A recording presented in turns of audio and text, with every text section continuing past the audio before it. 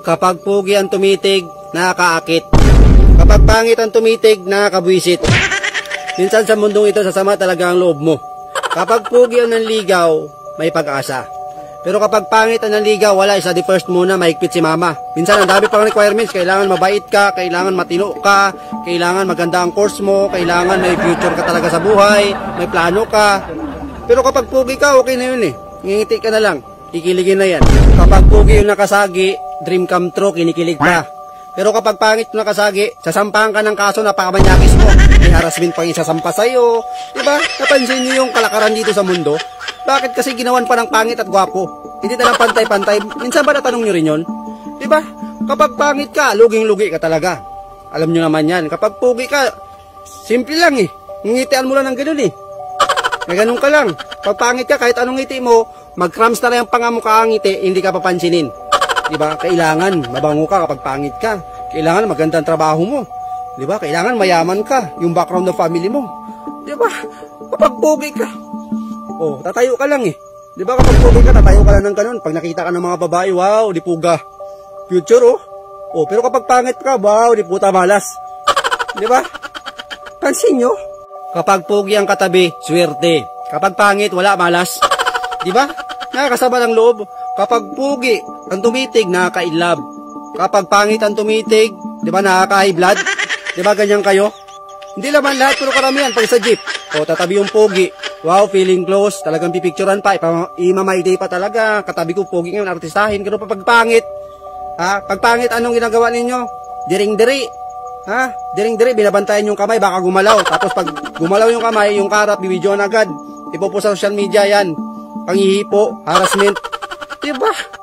Napansin nyo ba? May napansin ba kayo dito sa social media na nabidyohan o napicturean dyan sa mga jeep, sa mga multicab, sa mga tricycle na nang hipo? Di ba walang issue? Kalimitan ang nai-issue yung mga pangit. Nangihipo. Pero kapag pogi, okay lang, walang video-video. Binidyo man, pero kinikilig pa. Di ba napansin nyo rin yun? Kalimitan ng mga nanghihipo na nagbabiral, mga pangit. Bakit pangit lang ba yung mga manyakol? Naghahanap kayo ng magaling magluto na makakasama sa buhay nyo, nagpo-post pa kayo sa FB. Nung binigyan kayo ng pangit na magaling magluto, ayaw nyo. Kasi yung gusto nyo, yung pogi, kahit ang nilagang itlog lang yung alam lutuin. Diba? Totoo naman eh. Oh, bibihira yung mga babae ngayon na hindi namimili ng itsura. Tsaka kalimitan talaga, pag lalaki ka, talong-talo ka, pag pangit ka. Oh, real talk ka na tayo. Diba? Tatayo ka pa lang eh. Oh, pagpipilian kayo doon. Sinong crush mo dyan? Alam nga naman na ikaw yung crush, eh, pangit ka.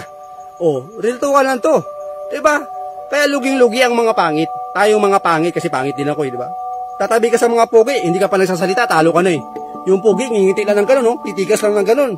Wala, nakaka-inlove na. Laglag na yung damit lahat. Sa iyo, ngumiti ka, wala, na-high blood pa. Diba? Kaya, alam nyo, nakakatampo talaga itong patakaran dito sa mundo. Ha? Akala ko ba pantay-pantay lang?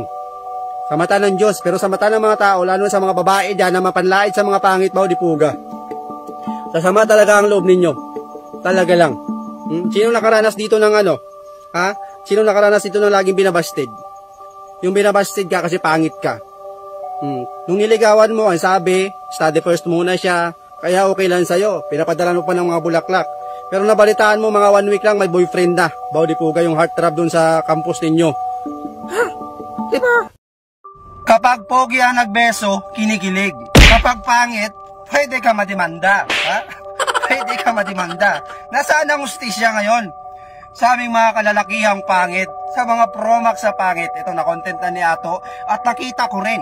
At lagi kong kinokontent tong pogi versus pangit. Kung nakapansin nyo sa mga content ko, ilang beses kong kinontent yung pogi versus pangit natin, na million views rin talaga yan. Dahil maraming nakaka-relate at real talk lang talaga tayo. Diba? Ito yung viral na issue ngayon sa It's Showtime. Yan. Na yung lalaki, hindi naman kagwapuan, hindi mo rin naman masabing pangit or sakto lang.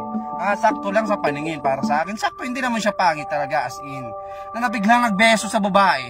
Tapos yung isang host, marami silang mga host doon eh. Tapos nag-react. Yung reaction naman, siguro nadala lang ng reaction at nakabitaw ng salita na pwede ka daw madimanda. Oh, kumpara natin na yung pogi yung nagbeso. Oh, anong reaksyon? Diba? Pogi eh. Kinikilig. pogi. Di ba? Eto ngayon, yung pinaglalaban ni Ato Pro Max, di ba? Yung pinaglalaban niya at na-content ko na rin ng maraming beses to.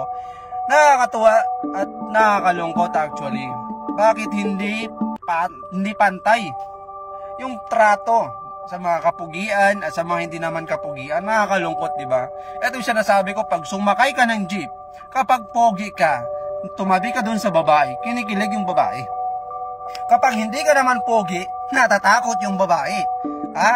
Hawak ng hawak sa bag, napapagkamalang kang huldapper, snatcher. Ha? Pero kapag pogi, anong ginagawa? Magpo-post sa Facebook, pipicturean ng panakaw, yung pogi, di ba? Tapos magka-caption, ayaw ko nang bumaba. Oh, ang pogi ni kuya. Kapag pangit, bibidyohan. Oh, hindi pa palagay yung kamay, oh. Mukhang may hindi magandang gagawin. Real talk lang tayo, mamen. Ha?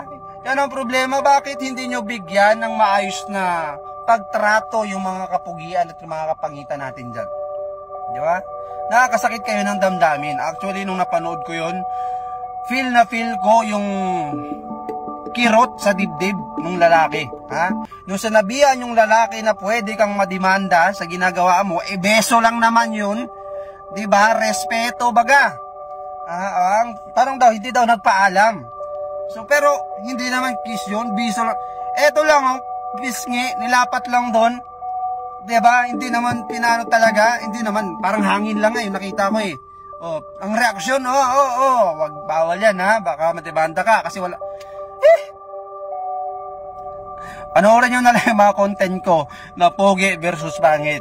Sa real talk lang tayo, makatotohanan tayo. Ang daming mga nagko-comment, ang daming mga basher, ang daming namang nagtatanggol. Madaming mga feeling, okay, sige, ganyan yung nararamdaman nyo, okay, pagtanggol kasi idol nila. Pero syempre, sa totoo tayo, sa katotohanan tayo. Diba? Pag pogi, nag-post kayo sa Facebook, hanap kayo na lalaki magaling magluto. Nung binigyan kayo ng magaling magluto na hindi pogi, naghanap pa kayo ng pogi.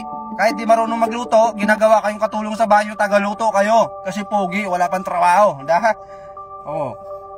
Yan ang masakit na katotohanan. Mabigat sa dibdib to. Pogi versus pangit.